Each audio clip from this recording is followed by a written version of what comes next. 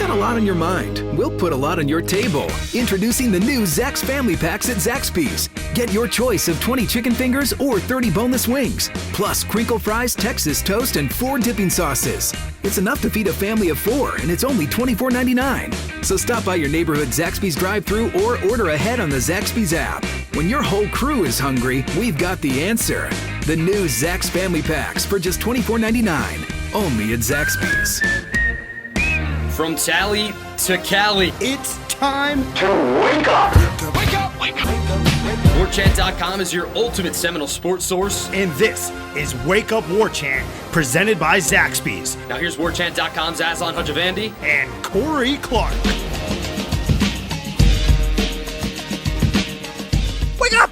What's up, everybody? It's Wake Up Warchant, proudly presented by Zaxby's Indescribably Good. I'm Aslan Hajavandi alongside Corey Clark. You already know that. We say that at the top of the show. We work for Warchant.com, the ultimate Seminole sports source. Use that promo code Warchant30 for 30 free days of access. If you're listening to this on YouTube, hit the like button. Again, that's how they keep score on things. We do appreciate it. Corey Clark joining us, as he does, from suburban Atlanta. How are you, my friend? We got something to talk about, and it's quite important when it comes to football, it sounds like. Yeah, we do have something to talk about, and I'm doing all right, everything considered. Trying to stay optimistic, stay positive, and get through this the best we can. All right, there you go. Hey, come on, you're supposed to be the uplifting, upbeat guy. That sounded kind of downer, Corey. We don't need downer, Corey. We got downer Aslan on speed dial here, coming out the bullpen whenever.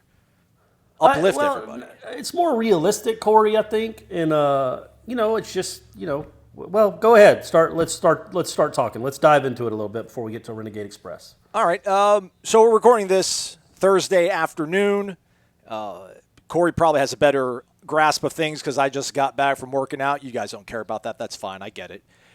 When I started my day, actually, we knew about the Ivy League yesterday on Wednesday. But anywho, it sounds like the Big Ten might have been the first one to go ahead and announce or decide they were going to go to a conference-only football schedule. Earlier in the day on Thursday, the ACC announced that they will have no sports that will be played before September 1st, which doesn't affect football because football obviously was going to kick off on September 5th, but that sort of might have been an omen for what happened later on, which is the ACC also sounds like they're going to adapt a conference-only slate, Corey. So I don't know, in the let's make a deal sort of world that we live in with COVID and everything going on, I think maybe the worst door would have been spring football. Conference only seems like a nice little middle ground, and hopefully the decision makers have thought about the contingencies that can make a conference only schedule a sort of tenable, feasible, executable idea. Yeah, and it feels like once this rise started, whenever it was, a week and a half ago, it seemed like this was kind of the inevitable. In fact, on Thursday, I was writing this Boise State preview, like just kind of an upcoming look. Ira did one for West Virginia, right? And I was writing one on Boise State, just kind of an upcoming look on your opponents going through the season, like who they lost, who they have coming back, all that stuff. And then about halfway through, I'm like, what? Is this? Are we even going to publish this? Does this even make sense to do this at this point? And then the news of the Big Ten came, and you knew that's like everybody pointed to the Ivy League. Man, that ain't a domino. That has nothing to do with Power 5 college football. It's not even apples and oranges. It's apples and cereal bowls. There's just no comparison between the Ivy League that does not give out athletic scholarships, whose stadiums seat 800 people, and who have no money devoted to lose money on college football, would have any bearing. Them moving football to the spring would have no bearing on what Ohio State does. But the Big Ten going to a conference-only schedule, which they announced that they are going to do, everybody understands that eventually that's going to happen with all these other schools too. And the reasoning is pretty simple. The travel, for sure, but more than anything, what does Florida State know for sure how Samford is testing? Or how West Virginia tests? Or how Boise tests? Like the one thing the thing we've complained about, or I've complained about for a good while, is that there's no one voice. There's no commissioner of college football. But so when you have all these non-conference games, it's basically the Wild West. Like Florida State can suggest to Samford, hey, will you test your kids? Will you make sure they're not sick? And maybe they can wear a mask when they go to school, but they can't dictate that. Now when you're only playing conference games, well, guess what? Florida, there is now a commissioner involved when it comes to your football games. It's one guy. Now, the university presidents will basically they're the vote. It's like the MLB, the owners tell, what's his name, Manfred, what to do. It'll be like that with college football too, but now it's your league is involved with the decisions. And I think that's good. I think that's good for playing football this year. And I think we've talked about a conference-only schedule for quite a while now, but now that it's a reality or close to a reality, which we do think will happen, I think it just makes the most sense of that. Number one, it kicks the goalpost. It kicks the what does it do? Kicks the ball. Kicks the can down the road a little bit. It moves the goalpost back. Now you don't have to be ready to go by August 30th or September 5th.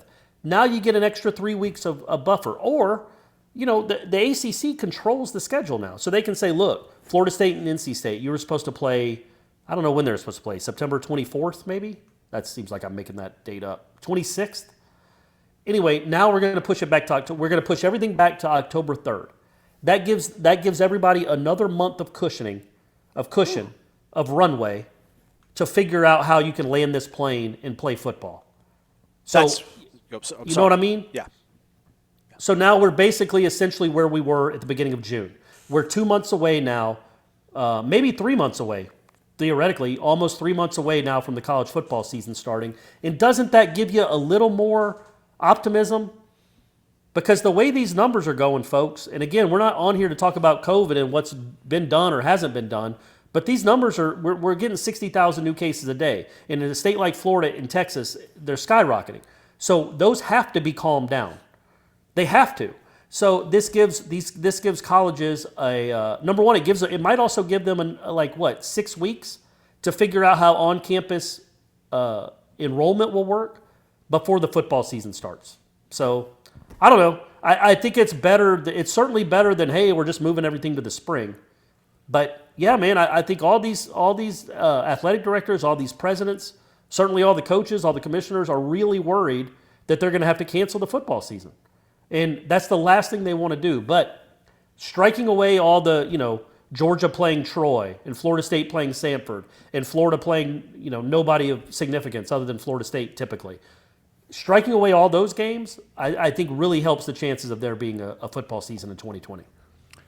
The statement from the Big Ten does say to that end, and that's coming off talking about how the health of their athletes and the students are of the utmost importance. To that end, the Big Ten Conference announced that if the conference is able to participate in fall sports, so it's still, there's an if there. It's not like this is what we're definitely doing. It's just what's happening, full speed ahead. It's just they're going to continue to monitor things because of the fluid nature of the pandemic. I guess my two things are, to your points, this is a framework, but I still wonder how does the Big 12 and the ACC, and how does everybody have a unified system in place then? I'm all about that. I get, we're going to do conference only. We're only going to worry about ourselves. So you don't have to worry about, all this cross-pollination of different teams and different subdivisions playing. But still, how much do we just trust that Wake Forest is going to have? And that's probably a bad example because I'm sure with the fact that I think they have a good medical school, they'll probably be on top of things. But, can we trust that, I don't know, Louisville is going to be as stringent on their testing as Tallahassee is? And, is Kentucky going through the same stuff that Florida State is? But the bigger point for me, man, is just this decision should have been made 3 weeks ago. I really, and you can call that armchair quarterbacking, 2020 hindsight, but this whole thing about we're going to have stadiums with hopefully 50% of fans in there was this pie-in-the-sky pipe dream that put them behind the eight ball. And this whole thing of we're treating the football season like we just got a wedding invitation to some distant cousin we haven't spoke with in 6 years, and we're trying to figure out whether or not we're going to go to the wedding. This whole thing we'll just keep waiting. I just don't understand what the wait was to get to this point. I understand you want to get as much money as you can, but you have to be realistic, and you can't be greedy in this situation. 3 weeks ago, it should have been made listen, the easiest thing to do is to keep it all within our conferences so we can all try to communicate and play on the same level playing field when it comes to testing and what we want our student athletes to be able to accomplish to be able to play football. And now we're here, and I guess, playing in October is better than playing in February. But again, I just think this is something that if there was more foresight, and I don't know, putting your neck out and absorbing the arrows that, hey, yeah, we're gonna go down to 10 games only, and we're gonna figure it out from there. We just would have been in a much better position than we are now. But that was my whole thing ranting here the last week and a half. Just I didn't think there was really much of a plan. Well, right now they got one, but I go back to that. I will stop talking about that. I don't understand what difference it makes. If you know on Flag Day, or if you know now, I don't know how that changes one thing, other than we would have known about it. Well, because now I think you have to really start talking about how are you going to make this work? How are you going to have the bus driver make sure how are the teams going to get to the stadium? How are they going to get their meal? That was always going to be stuff they worked out. That was always going to be decisions that they had to make. But again, there's no reason to cancel Wimbledon until there's a reason to cancel Wimbledon. There's no reason to go to a conference-only schedule until you see this. Like 3 weeks ago, we really were. It looked like we were on the downslope. We really did. And so it would have been crazy to be like, they didn't know, pie in the sky thinking, maybe in September 12th in Florida, there were 48 new cases a day. And you're like, wait, we could have been playing Sanford right now, but you canceled it back in June? Ouch. That would have just broke everyone's heart, wouldn't it have? Corey? Well, or whatever, Boise, West Virginia. Like, we could have been playing West Virginia. We could have been at Boise, where there's no cases, and there's 900 new cases in the country. Obviously, that's not going to happen. But you know what I mean? Like, there's no need to call a baseball game at 2:30 in the afternoon when it doesn't start till 7:05. There just isn't. So now, when you're up against it, it does to me make. I just don't think it left them in any worse of a shape than they would have been if they'd have canceled it 3 weeks ago. They still have now 2.5 months to get ready for the season. But don't they all want to get out of? They want to get out of Dodge by November. But I guess I don't know. Since you dropped the conference only, I think conference only. I think changes things, and I don't know that any of that matters anymore because of where the numbers are now. Because they're certainly not going down right now. Now what we're going to be looking at is what, August 10th, like a month from today. What we're going to be looking at and what the numbers are, and that'll be a better dictator of or an indicator of where they're going to be in September 10th. And September 25th is when these seasons will probably start. But I just like the fact that I don't think, you're talking about if Louisville is going to do the same things that Florida State. Well, yeah, they better. Like there needs to be, and I assume there will be because it makes no sense otherwise. There is going to be parameters in place for every ACC conference, every ACC school, if they want to participate in football. This is what you have to do. You have to have 2 or whatever it's going to be. We'll say 2 tests a week or 3 tests a week. The ACC should pay for it, but these are the tests you're going to have. These are mandatory, and these are the steps you have to have in place if you're going to play football in this conference. And if they don't abide by those rules, then yeah, they don't get to play. But it's also like, say there's an outbreak at NC State, and they have to postpone a game. Well, now they can go play, and they can postpone it till a later date. You know what I mean? Because it's not going to be like trying to reschedule a game with West Virginia. It's a team in your own conference. Heck, you can just move the schedule all down. I mean, nothing really changes. Like if Florida State and NC State decide that season opener, okay, we're just not quite ready. We want to play October 1st. Well, all right, we'll push everything back to October 1st. You know what I mean? And then, but isn't that going to affect everybody else's schedule? I mean, then that isn't going to affect Florida State playing Miami, and that's going to affect Florida State's game with Boston College. I mean, you can't just. I mean, there's no bye weeks built in here to where you can try to. Yes, yeah, I think that, but that's why you can. I think the bye week. I guess technically, if it's a 10-game season, there's no guarantee. They could just move up the NC State game. Right. Well, by the way, it originally, ironically enough, it's originally scheduled for October 3rd. So. Oh, is it really? Yeah. That's right, because they had an off week, right? Right. Correct. So you can move it up to that off week if you want, and that gives you some wiggle room. If you want to move it up to September 27th or whatever that would be. Does September have 30 days or 30? Who knows? 30. So September 26th. You can move it up to that if you want, or you can say we're starting this season in October. Theoretically, if they are worried about going too deep into November, if you feel comfortable, you could move it up to September 12th. I think. But I thought the whole point of this was the fact that they're giving themselves more time to build a runway. I think that's one of the benefits of it. I think the whole point of it is that every school that you're playing is under the exact same parameters. So it's much more like the NFL or the NBA or the Major League Baseball. Although, like the NBA, they all get tested the exact same. Yep. Now, they're not going to be in a bubble, but it's as close as a bubble as you can get, and everybody has 2 or 3 tests a week. This is when we need to know by Friday. Okay, sorry, North Carolina, you have 12 kids that have tested positive. They don't get to play, but we are not canceling the game. The ACC can dictate that kind of stuff. You're still playing. Florida State, you have 9 guys. Okay, we're not canceling it. Florida State and North Carolina, you're playing. I just think now there's one entity that controls when you can play, and I guess, when you can play, as opposed to leaving it up to like the Sanford president or the West Virginia president. And also what really concerns me, it shouldn't. I don't know. I don't know how I feel about it, but I have seen reports now. And again, by the time this airs, the ACC might have made it official, or they might not make it official for another week. I don't know. Maybe they don't want to see like they're following the Big Ten so close. Oh, the Big Ten did it. We got to be right behind. They're also talking about giving Notre Dame a full ACC schedule too, which part of me is like, well, that's good for ratings. That'll help the conference out a lot as far as ratings and advertising revenue. The other part of me is screw Notre Dame. You want to dip your toe in the water and be a halfway crook? Well, then you don't get to play a schedule because we're only going to conference games.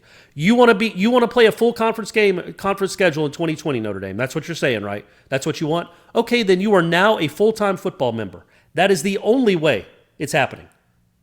Florida, the ACC has all the leverage. Like, it bothers me. Like, Clearly. it just, like, this is it. This is the chance. Is Notre Dame going to say no and just not play a season? Because all these conferences are going to conference-only games. Notre Dame, you're not in the conference, man. Sorry. You don't share any of that NBC money with the conference, so you know what? You don't get to play a conference schedule. Unless in writing you say you are now a full member of the ACC football conference. This is the one-time only opportunity where you have the leverage. Maybe we'll just drop the podcast as soon as we're done recording this, which I think we should. There's no point in sitting on this until midnight. This is too much gold. You want to get this out to the masses as soon as possible. Also, there's reports coming about the SEC. Greg Sankey, his comment from earlier this week has not changed. Still pegs a decision by late July. The SEC coaches met this morning. Brandon Marcello of an Auburn website reports. A person involved in the call says they had no idea the Big Ten decision was coming, and that the message from SEC administration this morning is that the SEC will wait as long as they can before making any decisions on football. Which what are you waiting on? What's the SEC going to do? Who are they going to? They're going to welcome in Troy. They're going to welcome in Georgia Southern to come play in their game. I mean, dude, I'm telling you, they just don't want to look like they're following the Big Ten. It's ridiculous. They want to look like the lead dog in that. So, the Big Ten did it. So we're no. I promise you, they're almost certainly going to a conference-only schedule. But they don't want to. I mean, they have no choice. Yeah. So, and I do feel bad for like the Sun Belt and schools like that because I don't know where this leaves them. They're going to lose a ton of money, and I don't know if they even play a schedule. But because they just won't have the testing capabilities and capacity that these bigger schools do because these bigger conferences have so much more money and can afford it. Yeah. They just don't want to look like the Big Ten's. I don't know calling what you want the to shots. call it. They're leading the charge. Yeah, they consider themselves the lead dog, and so they don't want to be like Big Ten's the biggest, most important domino. So they're going to wait a while, but they're going to be doing it too. What I am curious about, so I saw the Ohio State AD said that he's hoping for a 10-game conference-only schedule, which makes sense, right? Florida, right. The ACC should do that too. Right. But I would also argue that, okay, how about a 9-game conference schedule for Florida State, Clemson, and who's the other one? Georgia Tech. Man. You just you can't get all exotic here, man. I admire your ambition here, Corey, and this is my whole thing about like 3 weeks ago, man. Just get a damn season off. Play 10 games, make it easy, man. But keep going. You didn't even hear my point. That if there's only 3 schools in the conference that have out-of-conference rivalries that matter. Only 3. Clemson, Florida State, and Georgia Tech. All those schools are what? 2 hours apart at most? There's no reason they can't play each other. None. And so, of course, North Carolina and Wake Forest and Syracuse don't care about an end-of-the-season rivalry game because they don't have one. It doesn't matter to them. North Carolina's got NC State or Duke. Yeah, but that's a conference game. So a non-conference game doesn't matter to them at all. No. But Florida State has an actual every year annual non-conference game that truly matters. Yeah. That's 2 hours down the road. And I get it. That shouldn't be the hang-up. That shouldn't be, oh, if you're not going to, if you want this, then we're not playing kind of thing. Yeah. But it's also something you could work out for your marquee programs. And 2 of those are your marquee programs. And say, look, okay, they're going to play 9 conference games, and then they're going to play their out-of-state, their out-of-conference rivalry games. Because there is no extra risk involved in those games. It ain't like the SEC is going to be, we don't test at all. As long as they're not coughing on each other, they're going to play. I mean, they're going to have strict testing in place too. So I hope they do that. But I also understand that first things first, get the thing off the ground. And maybe, maybe you have 10 conference games, and if Florida State, Clemson, and Georgia Tech want to play an 11th game, they can go ahead and do it and schedule it themselves with the other university. Almost like an exhibition game kind of thing. Yeah, but is Georgia going to do that if they're going to make it to the playoff? Why would they add an 11th game and risk maybe losing and then falling out of the playoff? Georgia ain't losing to Georgia Tech. What's the matter with you, Aslan? I don't know, man. Jeff Collins, man, A-Town takeover, whatever. I don't know what they're talking about. Yeah, I mean, I don't know what sort of trouble you invite by doing that. It does sound pretty clean and easy. I mean, you mentioned the travel. I mean, theoretically, you could bust down there the same day. You wouldn't have to worry about getting a hotel and all that kind of stuff. And, my thing is, hopefully what's not lost in the first 20 minutes of this show or however long we've been talking right now is the fact that, I'm pleased with this. I'm only upset about the sort of timing. I just wish that the whole kicking the can down the street thing to me was just crazy. It's like, man, we're talking about something really important here, and to keep delaying it. And because the thing is, I don't think we're not. There's no more data being collected. I don't think at this point. Like the hay's in the barn. You can hope that numbers are going to go down, and maybe they will. But I don't know if it's going to be some sort of drastic thing to where we're like, okay, we don't have to do masks and all this kind of stuff anymore, and social distancing is no longer a thing that we need to do. It's just I don't know what other data points they were waiting on to make their decision. It just seemed to me it was really wishful thinking. But whatever. This conference slate to me sounds like something that's, again, it's tenable, it's feasible.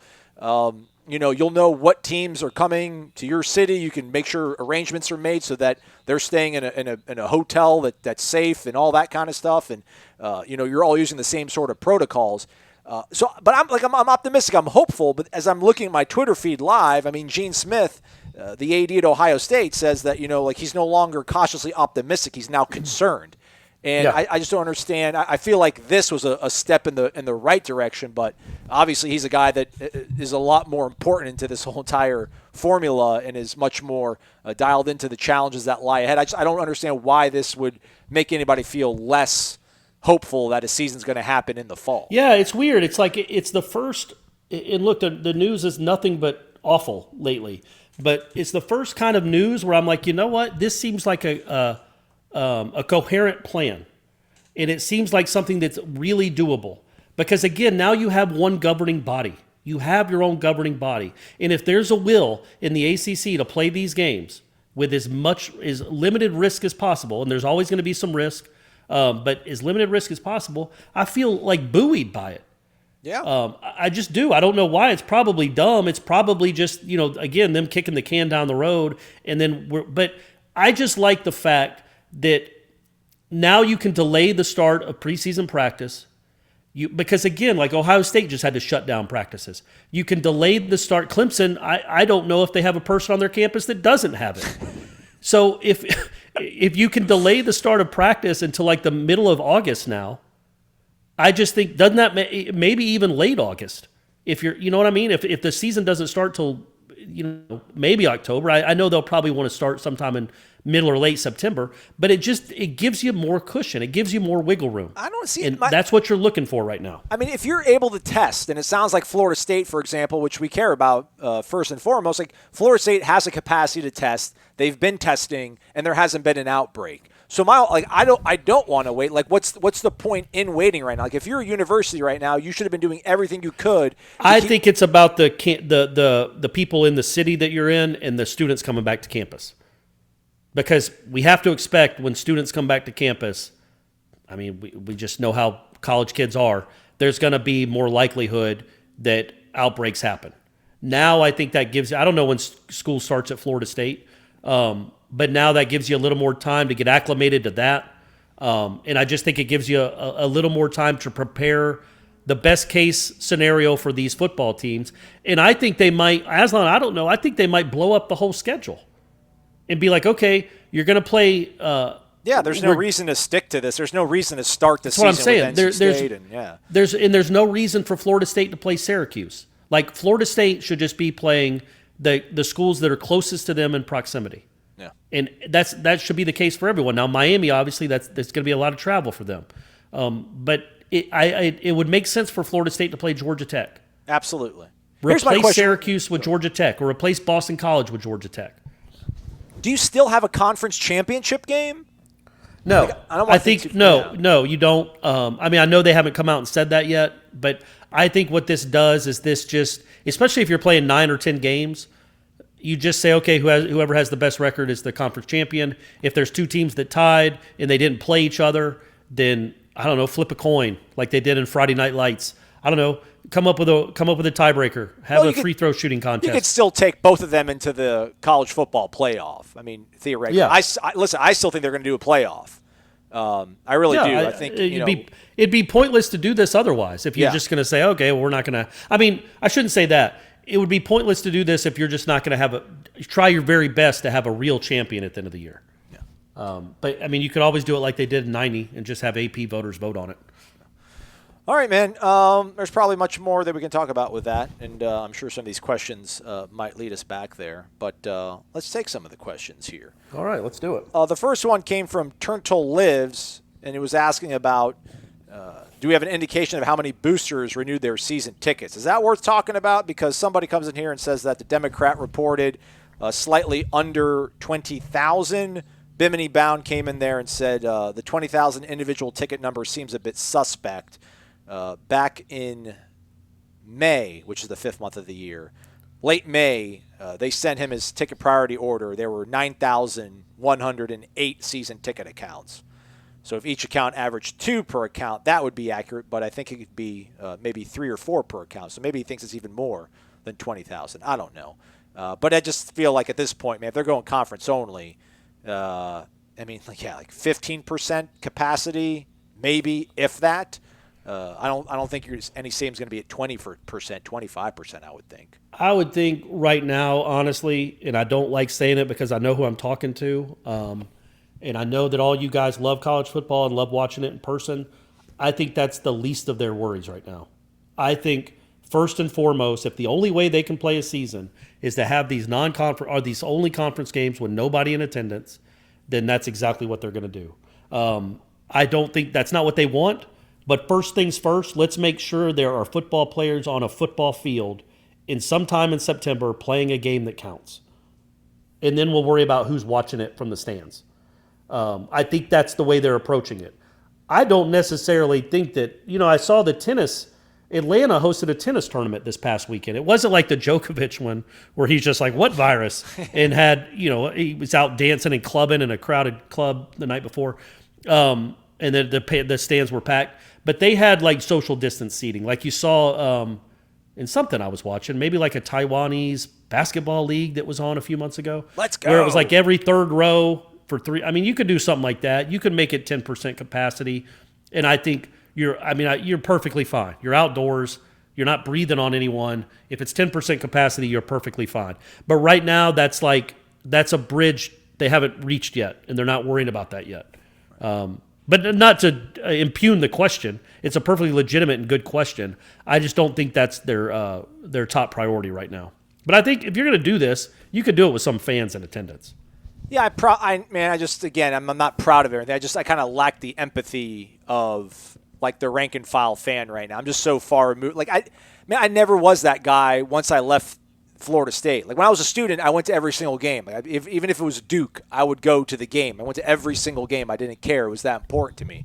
But like when I moved to Tampa, like I was 4 hours away, first job out of school. Like that was never part of my budgetary decisions. Was like, all right, like I'm still going to go up to Tallahassee for 3 games a year. But like I know a lot of people do that. I need to get back into that headspace of like empathizing with the folks that really carve out, swaths of their entire year to come to Tallahassee to watch Florida State. Yeah, man, and it's that's like going to be taken away from them. And it it's sucks. my dad's been gone now for 9 years. Wow, 9 years.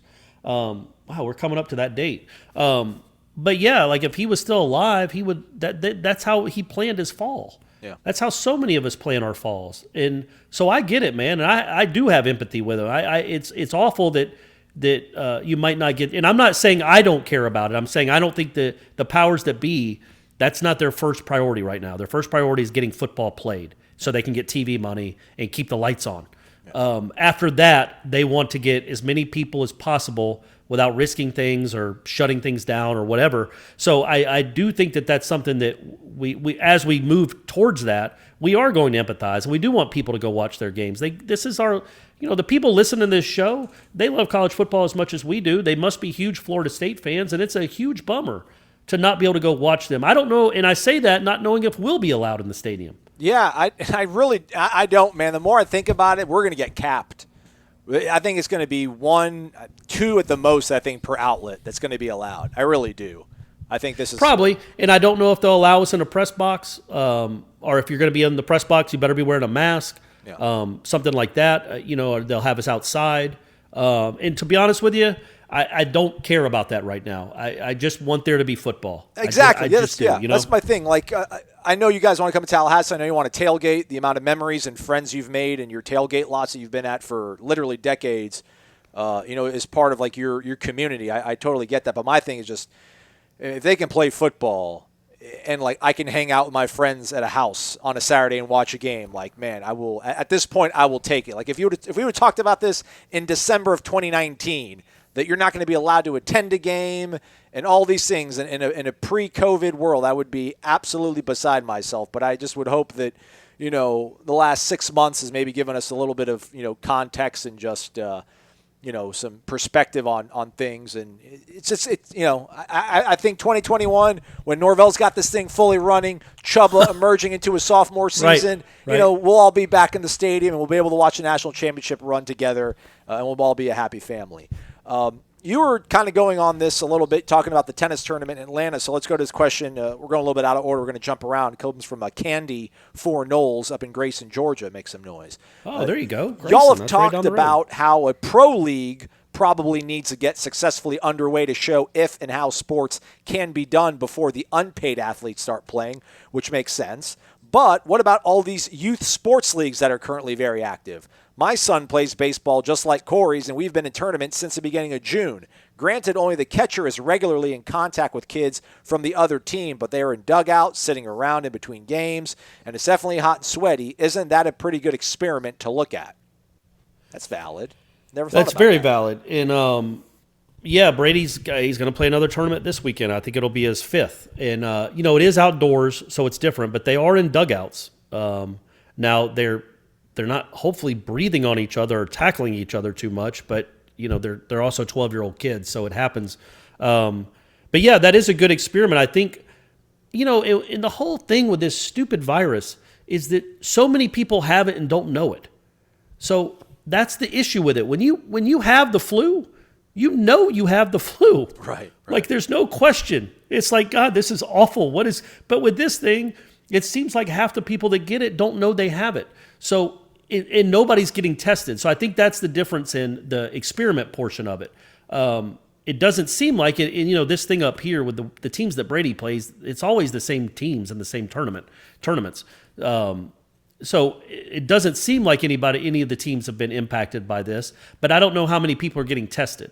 And I think the difference is that, again, you see all these reports of, 21 people getting tested positive, 14 of them are asymptomatic. Well, okay, so you see them like there might be, for all I know, there might be kids on Brady's team that have it, but we just don't know it. And we're not testing these kids. It's overly cautious, and I love it. I love that they do it. But what makes it difficult sometimes is that when you test everybody all the time, there are going to be people that aren't technically sick that still test positive for this thing and have COVID. So we treat them as a sick person because they can get other people sick. We don't really have that luxury in travel balls because we just don't know. We don't test these kids There's no really testing in place. So I don't know how many people have got. I guess the answer to that is we don't know how many people have gotten it or been exposed to it because we don't have regular testing in place for any of these travel ball teams. But yeah, it seemed to have gone all right. Knock hard on wood. So far for Brady's team, and there's been other things. I know the Premier League seems to be running pretty well. The MLS just started back up, although one team had to bow out. I think two now. They told one team, Nashville, I think, is like, yeah, we can't do it. I think they like physically told Dallas, like, no, because Dallas had like 11 guys test positive. Yeah. They're like, you guys are ridiculous. Get the hell out of here. Yeah, and then not that it's like a real sport necessarily, but that tournament thing they keep showing on ESPN, the basketball tournament with these teams trying to play for $1 million, they've been secluded in a bubble now for I think 3 weeks, and they seem to be running okay. So those are good litmus tests. Those are good canaries for this. I think the biggest difference between these sports and college football is none of these other people are on campus with 30,000 other people every day. So that's where I think there's a little more risk involved than like the NBA, where they're in a bubble, or even Major League Baseball players. It's not like they shouldn't be anyway, out and about at a water park or in a rock and jump or one of these places on their days off. They're usually at the park, secluded with other baseball players, and then home with their families. Like, do we think the NBA will give us a good gauge about the way this can transmit, like with a football team? My thing is, like, I think to your point you mentioned earlier was that, like, these, like when you hear about these 20 tests, like, at Clemson or whatever, it's not necessarily these guys maybe all spraying it amongst each other. It's 3 of the guys going to a party and then going back to a dorm with 5 other players, and like it's been spreading that way less so than like blocking drills and all that kind of stuff. I kind of disagree with that, but I mean, if the NBA bubble can kind of keep its integrity and there's not an outbreak there, like would that kind of portend to the fact that, well, all right, maybe if you can keep your kids and you test them and they're negative, even if they're asymptomatic, like maybe the whole physical contact, hand-to-hand battling in football maybe won't be as much of a spreading event as we fear. Yeah, again, I just think the difference is even if you're not giving it to the NBA players can't get it any other way than playing basketball, it would appear. Like these college football players can get it from, going out to eat, right, or going to their girlfriend's house, or they're not in the bubble. What I think the NBA is a better test for us moving forward is how are they going to handle when there's a mini outbreak on a team? What happens? Yeah. Because I think that's the blueprint you can follow, where you don't just say, wrap it up, season's over. You make adjustments. You treat them like, I'm not being callous. Maybe I am. I'm not trying to be callous. You treat them like an ankle injury, and it's next man up. That's what I think football, college and pro, can learn from the NBA, because I don't the actual off the court, off the field scenarios are so different, where you can't just bubble up these kids. My question, and I floated this out on Is this a Renegade Express question? No, this is Aslan's question. Okay. Nice. I don't know, Renegade Express, we love you folks, but this is, we haven't had anything to talk about in 2 months, and we actually have something to talk about. Sidebar, though, in terms of, we'll get out of trying to act like medical doctors here. Cole Kublik actually tweeted this out a few days ago. The PGA actually is doing this plan as well. This is another kind of good thing, again, if the season does get off the ground. Is that apparently, like, if you're asymptomatic, CDC guidelines, basically, if you get a negative result, if you get 2 consecutive negative results 24 hours apart, you could then re-enter your, ecosystem, if you will. The PGA is doing this. So, again, like Marvin Wilson could test positive, but if he's asymptomatic and he's positive, he could, within a 3-day window, if he goes negative, he could return to playing football. So this whole kind of concept of 2-week quarantine, right, and then having to, which really puts you into probably being out for 3 weeks, maybe even a whole month. Like that's another kind of encouraging thing where, like it's if they have tests available, which we assume these schools are going to be able to test quite robustly. You're looking at now maybe like a 72-hour window rather than having to self-isolate because you don't know for sure. So that's kind of an encouraging thing. But absolutely, that's a good point. To this whole point of bubbling and you can and you cannot. Obviously, these NBA players are compensated. I mean, handsomely compensated, and college players aren't. But I don't know, like, can you pay the players a small stipend? Like I was saying, you pay your upper class. I think I worked this out to where at Florida State, where you have 20 athletic programs, you're probably looking at like, a little bit under $600,000. If you give all your upperclassmen $7,000, underclassmen get $2,000. Basically, to be like, you test negative the entire your entire athletic season, you get to keep that money. Now, if you lose it, if you test positive and you've got symptoms, like, you would then have to actually pay that money back because, like, there has to be that sort of sacrifice made. I know we keep talking about people need to risk it and live with this sort of a thing. But, like, these guys in the bubble, there's this photo of Jason Tatum, I think, like, hugging his son goodbye, like a 6-year-old boy, like his baby boy. I mean, he's not going to be able to see his kid for at least 2 months. Like, that's a huge sacrifice. And, like, I get it. The kid is living in probably a 6,000 square foot house with maids and nannies and all that kind of stuff. But, like, there's a little bit of sacrifice by these NBA players going into this bubble. Like, oh, absolutely. Can we not ask these student athletes to, like, hey, man, like, 3 months, can you sit it out? Like, can you avoid Giannis for 3 months? Can you get to-go food for 3 months? I mean, I get what you're saying. I like it. I don't know how it would be anything. I don't know that you could do that above the table. You know what I mean? But maybe under the table. Well, if like the NCAA agrees to that, or like, listen, yeah, I just don't think they would. But I think if I'm Mike Norvell and people know me, I'm a little more maybe carefree with the way I make decisions. I tell everybody on my team, look, if you go this entire football season without testing positive for COVID, there's $1,500 for you. That's not enough. $1,500. Not enough for Marvin. That's not enough for Marvin, but it's enough for most of them. And that's $1,500 is a lot. What do you make it? I mean, I guess you could do $5,000, but now you're talking about. I mean, well, again, man, like, to give up $500,000. That's too much. But if you do $1,500 or $1,000, and then say, look, in fact, here's what I'm going to do. I'm going to give you. Well, no, I'm going to give you half of it now, and you get the other half when you get through the season. Whatever it takes to keep. Because yeah, man, it's not Jason Tatum. He's making a sacrifice, sure. But all those commas in his salary help out the sacrifice a lot. Like, he's doing it so he can make millions of dollars. These guys, not so much. So there has to be maybe more in it for just because, again, the temptation to go to parties, to go hang out at friends' houses, to not take it seriously, to go to bars and clubs. That's where you wonder. And I don't know if just playing for the love of the game and for the logo, the old one or the new one, is going to be enough to motivate these kids like cold hard cash. I don't know, man. Everybody wants to put mom in a house or buy mom a car. Man, $7,000, you can pay mom's mortgage for the football season. Like, I got you covered, mom. I don't know. I just think. I mean, that's $700,000 you're risking, though. I guess all the coaches combined could come up with a pool and like. No, Norvell. Just the schools. I mean, the schools. All these FBS schools, these Power 5 schools, don't have like a $600,000. Well, have we talked about it though? Like that Florida State had layoffs today.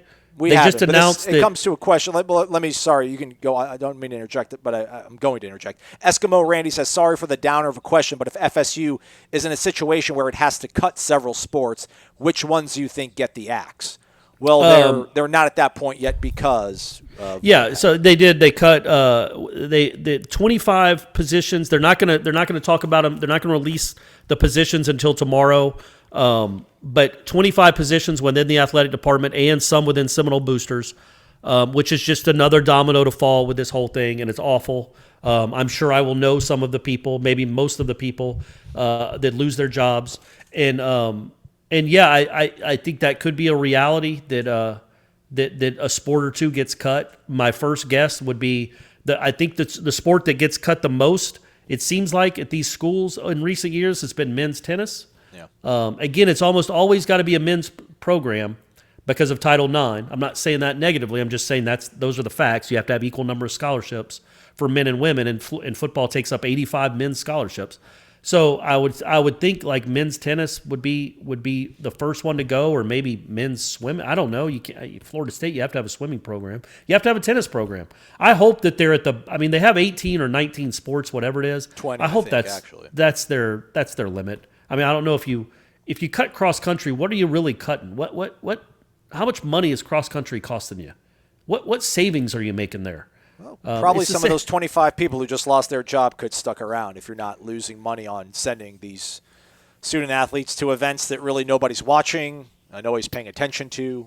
I mean, that you go to Cabo to play in exhibition tennis tournaments. It's been a lot of spending that will be much more, let's say, risk averse in the coming years with these Olympic sports programs. But yeah, the Stanford cut 11 sports yesterday. Now, look, man. They had like 35. They had 36. They're down to 25. So now the Directors' Cup is open. But I mean, I get it. I'm not. Maybe I'm just a callous person. I'm going to quit saying I'm not being callous. I'm a callous guy. But I have a hard time feeling too sorry for the kids on sailing scholarships at Stanford. Well, I don't know if they're on scholarships. I mean, just because they're cutting the sport doesn't necessarily mean those guys are on scholarship, right? I don't know. It's the way it was presented on Twitter is like there's 240 scholarship athletes that don't have a home now, and it's like one of the sports was squash. I went and looked it up. Like I looked because they had squash. Squash for them is a varsity sport, which is incredible. But I went and looked up the high schools of all the kids on the sailing team. Man, nobody should be playing a violin for these kids. It's all like, I can't. The Sarver Academy, Prep, McMullen Prep, things like that. It's like, okay, Stanford Online University for high school. Oh man, what a nightmare life you must. All these kids that had to pick themselves up by the bootstraps to figure out a way to get a sailing scholarship. Come on, man. I assume most of them are just starboard. Yeah, just in lightweight rowing, whatever that is. So those things should be club sports anyway. And I hope all those people get to stay at Stanford. I hope they get to have great educations. I hope one of them cures this stupid virus and gets it out of our lives forever. Hopefully one of these kids will do that. They just won't be able to call themselves a varsity sailor. They can be a club sailor, and that's just as fun. Imagine your life if you're a great sailor. Like how the America's Cup. Yeah, like Ted Turner captained that one year. Like, what kind of life have you lived where you get to be on the sailing team at Stanford? Holy moly! It's like the Winklevoss at Harvard being the rowers. It's like it was too hard. It wasn't like Zuckerberg was an ass, but I had a hard time feeling too bad for the Winklevoss twins when it came to Facebook. If anybody doesn't know or hasn't seen that movie, you should. It's really good. But yeah, so it's affecting everywhere across the country, obviously. If Stanford's with the huge endowment is cutting sports, it's not a surprise that Florida State is having to make cuts too. I think Vanderbilt announced some today too. Every school in the country is going to announce some, and it's awful. Well, Vandy. My point to that was it might be hard over the table to set aside $500,000 or $700,000 to give to these football players. But under the table seems a lot more likely.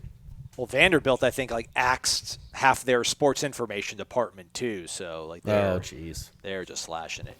I'm going to read this question out loud. I've read it to myself 2 or 3 times, and I can't make sense of it, but it deals with conference-only stuff, and it was sent before the news broke, so I don't know, and I can edit it out if it doesn't. But it's from Mad AMCZ. He says, "Wake up.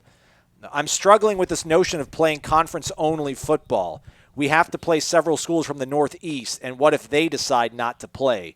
What if Miami, for example, has one or no conference schools that cancel their season? I imagine that the ACC would need an agreement from all conference schools that they will play, or it simply would not work. Or can the ACC take all schools committed to play, shake up the schedule, and make all participating teams have the same number of conference games? This is like a Rubik's Cube, but worse. It almost seems easier to scrap the conference commitments for 2020, each university willing to play schedules a minimum of 9 games against other willing teams, and let the old computer decide the 4 best based on strength of schedule. How would you do it?" Yeah, I mean, that's certainly, I wouldn't axe that possibility either, that they don't go back to the computers for a year to decide it all. But no, I think like if somebody like Miami, where they just can't get healthy enough, if the kids just the outbreak continues and it continues, and they can't be healthy enough to do it, then they just don't play, but through no fault of their own. So I would still give them a cut of what they're owed. But I think again the will is there. I do think the will is there, and if Wake are what I don't want to see happen is the president at Duke dictate that Florida State can't play a football season because the president says we're not playing. And then Swofford says, well, if one's not playing, then none are playing. That just can't be the attitude going into this. And I'm not saying it is. I hope it isn't, obviously. But that can't be the attitude. If a president says we're not going to play, then okay, then you don't play. And I think you will have at least 9 schools in this conference of 15, I guess if we're including Notre Dame now, that are going to want to play. So I don't think you have to worry too much about that. That would be my biggest concern, though, is one school saying, nope, we're not comfortable doing this, and then the other president looking like caring about the optics and saying, you know what, now we're going to look like we're going to look like Corey Clark, all callous, like we don't care about safety. And this guy's going to look like a martyr because he's putting the health of his he's putting the safety of his players above everything else, and we just look like we're in it for a money grab. But we all know that, though, right? Like, we're all grown-ups. I mean, I retweeted a tweet from Dallin the other day about the Ivies, and he obviously played basketball for Columbia. Obviously, I shouldn't say that. Not everybody I didn't know knows that. Yeah, don't say obviously. But, he's got a background in the Ivy Leagues, and he's like, listen, this has nothing to do with what's going to happen in Power 5 because they don't play in the FCS playoffs. They're not scholarship. Like, what the Ivy League does has nothing to do. And he's like, the Power 5 is all based, their decision is going to be based around money. It's like, yeah, we all know that. So, I mean, I don't know, this whole conversation about optics and you're going to get hammered in the court of public opinion. I think, I don't want to get too much into the health aspect of things, but I think as long as, like, we don't see a big spike in fatalities, you can get away with being like, hey, man, like, we need to do this. I mean, it's not we're not talking about 7 or 13 universities. I mean, we're talking about, the Power 5. I mean, I think the Pac-12 now also says they're probably going to go conference only. They all have at least, 12 teams in it, so that's quick math. That's at least, 60? Except for the Big 12, who only has 10, and the Big 10 has 12. There you go, touche. Because, of course. Of course. Anyhow, we're talking about, like 70 schools? And 60, yeah. Somewhere these schools need the money, and we all get that. So I don't know how much blowback there really would be. I almost feel that's a little bit kind of exaggerated. No, and I'm not going to criticize any president for coming out and saying that. He can't say it, though. It's like saying the quiet part out loud. You can't do it. But we all know that's the reality of the situation. All right, we got a whole bunch of questions. We'll probably save most of these for Monday so we can maybe sprinkle them in with whatever the news du jour is there. But we've had a couple ones come in since we started recording that, maybe a little bit more timely. Let's see here. Let's go to Rookie Baby. Wake up. With the ACC conference schedule, conference-only games, does it change your record prediction or does it remain the same? Well, obviously, we're thinking, we don't even know what the arrangement's going to be. We're going to think 10. Let's say 10, they keep everything in terms of the teams they already have on their schedule, and then you add what? We're going to say Georgia Tech and North Carolina? Yeah, I would say those two would make the most sense. Maybe throw in Virginia Tech just because it's fun. Well, we got to keep it within 10. So pick one. I mean, so Georgia Tech's your 9th one. 10th. Who you want, Virginia Tech or North Carolina for this exercise? Yeah, sure. We'll do North Carolina. Just okay. Revenge on Sam Howell. Yeah, there we go. Yeah, I don't know about 12. Jolyn Cones actually asked that. With the ACC doing conference-only games, do you think we can still play 12 games by adding regional opponents like Duke, North Carolina, and Georgia Tech? That's the thing too. The Big Ten says they're going to do conference only if they do play, but they didn't say they would do only 8 or only 9 or only 10 or only. I don't know. 10 seems to me like that's probably practical and reasonable to pull off. Not the 12, because that's the thing too, man. Like, my whole thing with them, maybe even if you want to talk against why go to a conference only schedule, like, what's the difference between playing 10 games and 12 games? Is there a difference between 8 and 10? Like, have we found out, is like that the line of delineation? Oh, like, once you play that 11th game, then you really start inviting and opening up Pandora's box. But I think most of it is just the fact that you're going to be playing teams from lower conferences, lower subdivisions that don't have the ability to test. So if all the Power 5 is being pretty proactive and strong with their testing, why not do 12? I don't know. I still think 10 for some reason just sounds better. All right, 10 games. You add Georgia Tech and North Carolina. Florida State goes 7-3. So you're not playing Florida. Correct. You're playing Clemson. Correct. You still got to go. Well, you're not really at Miami though. You're just playing Miami. That doesn't. You're not really. You don't have to worry about a home crowd. Yeah, I would say 6 or 7 wins. If you're playing 10 games, I think a 6-4 record in 10 games is fine. That Right? sounds worse though, because I don't know. What did you think? Well, like, so what? I mean, Sanford. You lose an automatic. Because win. I think you lose 2 games you were going to win. I think you're going to beat West Virginia, although I have no real proof of that because this team never plays well in season openers. And I think you're going to beat Sanford. Yeah, so I think you're losing 2 sure wins for sure, and I think you had a real good chance at Boise too. Okay. Yeah, I mean, I think Miami's still going to be a little bit of a struggle. Possibly that's like a coin flip. Louisville still gives me a little bit of concern. But I mean, North Carolina I think is like in that same sort of pod. Like Miami, I don't know. Like, would you put Miami, Louisville, and North Carolina in the same sort of hat in terms of difficulty, or do you think one of those or 2 of those is? I think Miami's the most difficult of those. Okay. Yeah. So yeah, I mean, you lose to Clemson, then I think. Oh, so those 3, then you think what you'll go 2-1, like North Carolina, Louisville, and Miami. I mean, 2-1's like your best case. I think so. Yeah. I mean, You're not going 3-0, and I don't think you're going 0-3. So yeah. All right. So I then think you go 2-1 there. There's 2 losses then because Clemson, one of those, and then I don't know. You just think that someone sneaks up on you, maybe, like maybe. You know what I was just thinking though, when it comes to Florida, like me saying that they should still keep the non-conference games, the rivalry games. It's like, man, I bet Florida State might not want to because they're not going to want to have their home game with Florida be in front of 0 fans. Yeah, but do you think Florida's going to be like, all right, that's fine. We'll just pick the rivalry up as is 2021, and we'll switch it back, and then Florida State, you can Tallahassee host on odd number years? I don't think so. Why wouldn't they? It doesn't matter to them. Because they're Florida. They're not going to do that. No, I think they would. They would be owed a road trip to Florida State. They're certainly not going to say, "Hey, you got to come to Gainesville 2 games in a row." Speaking of which, poor Boise, huh? You know, he plays in Jacksonville, and no, you actually have to come to Tallahassee, and then you don't even get the return trip. Sorry, guys. But they got that Sorry, done. dudes. Enjoy that blue field though, and all the potatoes. Yeah, I think like 7-3, 7-3, and then I don't know if that puts you in a New Year's Six bowl though, but you're definitely not going to El Paso. I don't know if 7 wins gets you. I don't know what the bowls are even going to look like, man. Who knows? I think 8-2. I mean, I think 8-2 gets you into a New Year's Six bowl, right? Probably, if they have them. Sure, it better. You win 80% of your games in an all-conference game with no cupcakes. Yeah, 8 wins might get you into the playoff.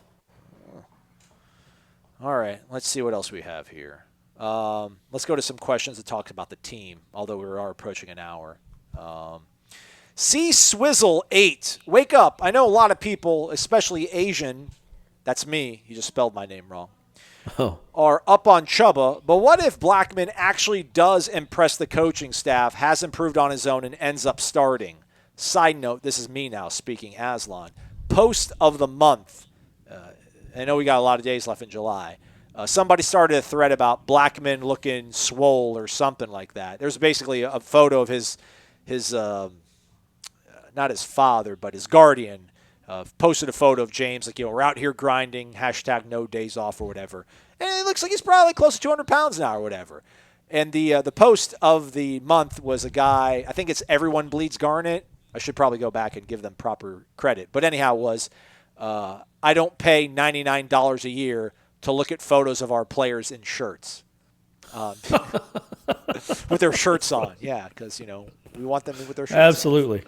It was great. Anyhow, all right, don't know if you guys saw James Blackman working out with Kenny Shaw, but Kenny believes he could be the guy. I know it may be a lot to put on just one ex-player's opinion, a wide receiver, especially with the potential of Chubba, but is it possible that Blackman has put on enough weight and has studied film which hasn't stopped because of the pandemic, enough where he could actually fit into a system that is more like the one he was recruited to play. No expert, but from what I've read, Norvell's offense mixes up tempo with pro style, which could help Blackman have a more complete understanding of how the two styles can coexist and make him a better quarterback because of his experience with both.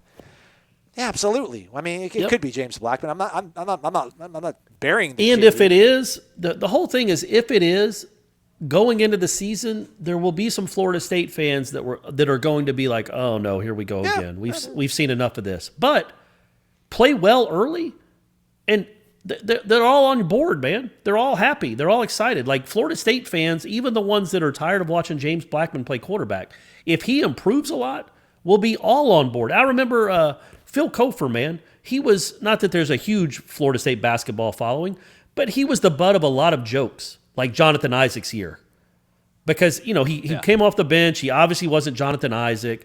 He didn't play well. He was coming off an injury. He didn't play well. He was almost a forgotten guy. And then the next year he ends up being probably the best player on their team. And if he doesn't get hurt the following year in the preseason, he might have been an NBA draft pick. Like he was. They say he was the best player on the team. The team that went to the Elite Eight or the Sweet 16 the following year, they said Kofer was the best player on the team. So, and that included some NBA draft picks. So you can't just give up on kids because you've seen young men, because you've seen them not succeed through 2 or 3 years. Guys do make jumps, but no Florida State fans are going to be all rah, yeah, let's go James Blackman, until he proves to them, hey, you can cheer for me because I'm a lot better. Now let's go win some games. Yeah. I mean, yeah, it's not outside the realm of possibility that he can put it all together.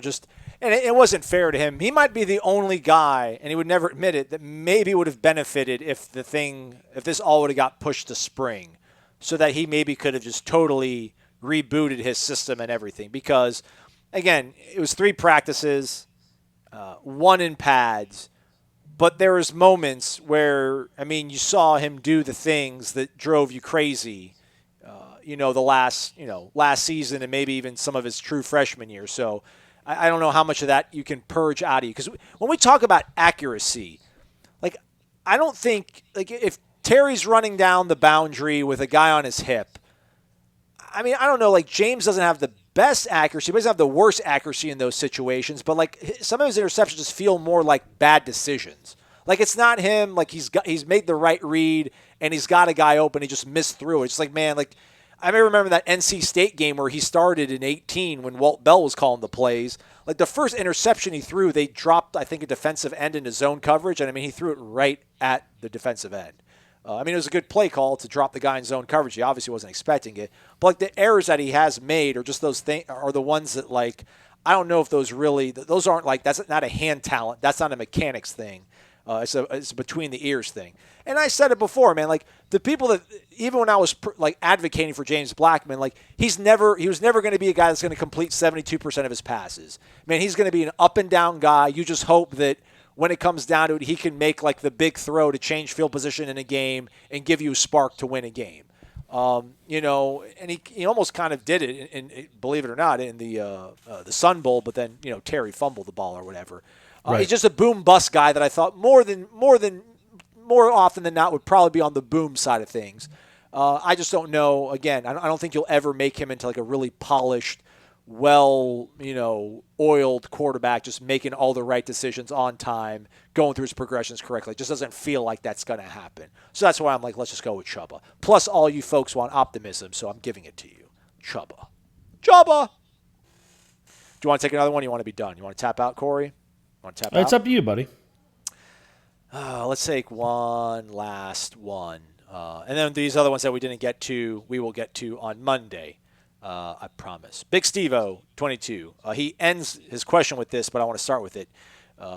As you know, Big Steve-O, 22, had his son who battled, I think a congenital heart issue that resulted in open heart surgery. He's now 10 months old. Our 10-month-old son just took his first steps literally about 15 minutes ago, so teleworking is not all that bad. I also think he's throwing shade at Heisman 20, who was bragging on his boy last week about walking at 10 months. So I can't wait till how our show just becomes parents passive-aggressively one-upping each other. When did Brady start walking? You want to brag on Brady real quick? Was it 8 months? No, he was kind of late. I don't know what the normal time is. Let's not talk about that then. Let's not talk about that. But I feel like he was like a month later than normal. But he basically went from crawling to running. He just once he got up on his feet, he was running. See, no one will ever admit. Like, I love being around my friends and then talking about their children. It's like no one will ever be like, "Yeah, you got me." Like, your son's smarter than mine, or like, "Yeah, your daughter's more athletic than mine." Like, it's never that. It was always something like, "Yeah, your kid walked before mine," but once my kid did walk, he was running. Well, no, so it wasn't that. like it wasn't like he was stumbling, then walking. It was like as soon as he could get up on his feet, he wanted to run. Yeah. Because you've met Brady. Does he seem like gas, the kind of no kid brakes. that would just like stand there and be cool? No. He was running into everything. Okay, last one of the day, Big Sevo 22, Aslan Corey. What is going on, fellas? Glad you're all staying safe. We are. Are you staying safe, Corey? I am. I'm trying, yeah. I'm trying. Question. On ESPN's Get Up, they asked a question that got me thinking. The question was, what quarterback would you most rather have to start your franchise with? You could not pick Patrick Mahomes. The choices were Russell Wilson, Deshaun Watson, Lamar Jackson. Who would you pick, Corey? I would probably take Deshaun Watson. Yeah, I would too. I can't stand Russell Wilson. No, I don't. Russell Wilson is the weirdest quarterback that, like, every game, I hate him. they've scored 9 points going into the fourth quarter. Yeah. They're always down 14-6 or 17-9 to going in the fourth quarter, and then all of a sudden, he can't be stopped. It just does not make sense. So I can't stay at watching him play, but I like watching Deshaun. I like watching Lamar a lot too. I think Deshaun maybe lasts a little longer in the league. Yeah. Because I just think I don't think it's blasphemy to say that he's a better passer of the football than Lamar Jackson. Yeah. So I think once Lamar's speed isn't like world class because of all the hits and just because of age, then I think his game isn't nearly as great as it is right now. On the panel, Wilson edged out Watson. My question to you is, what quarterback who played against FSU did you watch and think, man, he is going to have an awesome NFL career? And they actually did. I remember watching Russell Wilson on NC State and thought that he was something special and could not wait for him to leave. A lot of people were surprised by how well he performed at Wisconsin. I was not one of them. And then he has gone on to prove his greatness in the NFL as well. Maybe like Phil Rivers? Like, Phil Rivers ate us alive in 2001. But I don't know if I thought he was going to have an awesome NFL career. I'm trying to think, man. 2003, too. He put up like 44 points in that game, the overtime game. Yeah, off the top of my head, that's a hard one. Let me Jim Harbaugh? I saw Jim Harbaugh play for Michigan back in '86. Like, I saw how good Deshaun Watson was, but I wasn't like, man, he's going to kill it in the NFL. Like Lamar Jackson, I didn't think was going to kill it in the NFL. I was Mitch Trubisky, when you saw Trubisky play? You can laugh, but it was like, man, this guy's legit. Like, I could see that he was going to probably be a first-round pick. I mean, it not necessarily means he's going to kill it, but it was like, yeah, this guy's probably going to go first round after he just did that to us. No one throws the ball like down Tavares McFadden. I mean, right. Tom Brady never did. Yeah, I mean, nothing's really coming to mind right now. Mike Glennon, no. Too soon. Too soon. Yeah, it's always going to be too soon. Tebow, no. No. Chris Leak, no. Ken Dorsey, no. No. No, there wasn't anybody. Have they played? I mean, I thought Mariota would be better than he has been in the NFL. But I can't. There's no. I'm just trying to think of recent ones. Like Trevor I Lawrence. guess I think I would. Well, yeah, but we don't know if he's going to right. be an NFL guy, but are good in the NFL. I would say I guess Deshaun is the one that to me is the guy that I think because Lamar, you just don't know. And look, he was not a perfect passer. He still isn't. But you didn't watch him and go, oh yeah, I've seen that a lot in the NFL. Those guys we see a lot of guys that run like that play for a decade and win MVPs. It doesn't happen. But he's a better, I guess, faster Michael Vick with the way he can control a game with his legs, which you just don't see in the NFL a lot. But you also don't see a lot of 31-year-old guys doing that. So I don't foresee him maybe being quite the impact player that Deshaun Watson will be when they're in their 30s. So I guess I'm going to say there's got to be somebody I'm not thinking of, but I guess I'm going to say Deshaun Watson. What was the guy's name? Riley Skinner at Wake. Oh yeah, old skin bone. Yeah, yeah, that guy. Holy moly, he owned Florida State. I think he lost his last game to Florida State though. That was the EJ Manuel game when he went up to Wake. I think that was Riley Skinner's senior year, and I think EJ waxed him. What about the kid from Samford, Devlin Hodges? Yeah, but he's not any good in the NFL, right? Yeah, but I watched him for Samford. I'm like, man, that he makes some crazy throws. And he did. None of the Florida quarterbacks ever amounted to anything. So yeah, that's a good question, but a hard question, and I can't answer it. But yeah, I will say I remember 2014. I was actually in Baton Rouge. I was at LSU. I was editing the highlights from them losing to Mississippi State in 2014, the night that Clemson played Florida State without Winston, and I just remember. I only saw, I think, maybe like the last 2 drives of the fourth quarter in overtime, but I remember just like seeing the highlights, and I was like, oh my gosh. We got 3 more years of this guy we have to deal with. Yeah. Pretty much yeah, like well, the way it felt when I saw Trevor Lawrence last year, or 18. It was like, oh gosh. 2 more thrashings? Great. Yeah, Sign me up. It's not fun. And none of their star quarterbacks ever stand on a table in a student union and yell something dumb. All right, so that's that. We'll be back on Monday. Corey, any last final thoughts to button this thing up? I don't know. Again, it's crazy for me to look at the timeline and you see some people being a little cynical and skeptical about these things, and maybe I'm not.